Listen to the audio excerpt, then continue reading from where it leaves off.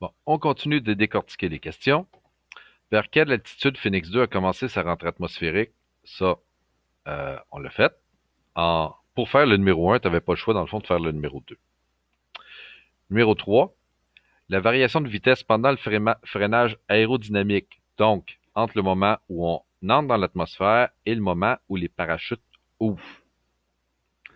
Donc, c'est un delta V entre ces deux moments-là. Vous arriverez peut-être pas toutes exactement à la même réponse, euh, mais c'est pas grave. D'habitude, on arrive dans l'ordre général des choses.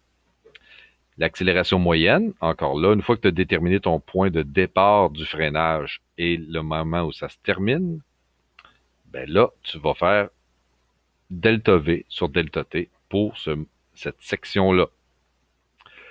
Si le parachute s'est effectivement ouvert, à quelle altitude ça s'est produit? Ben là, faut que tu en trouves la preuve dans ton graphique. Ça paraît.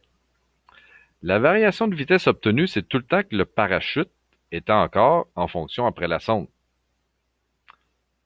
Puis l'accélération instantanée maximale à son ouverture. On va voir que c'est assez violent.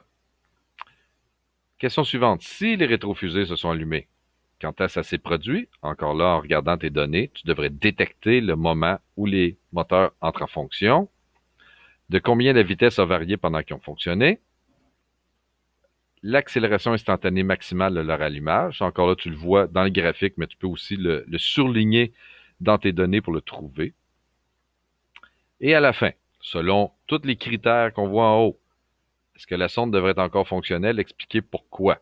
Est-ce qu'il y a quelque chose qui te prouve que la sonde ne peut plus être fonctionnelle?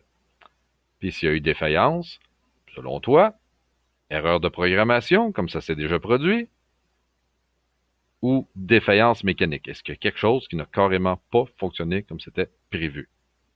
On verra si tu analyses bien la situation.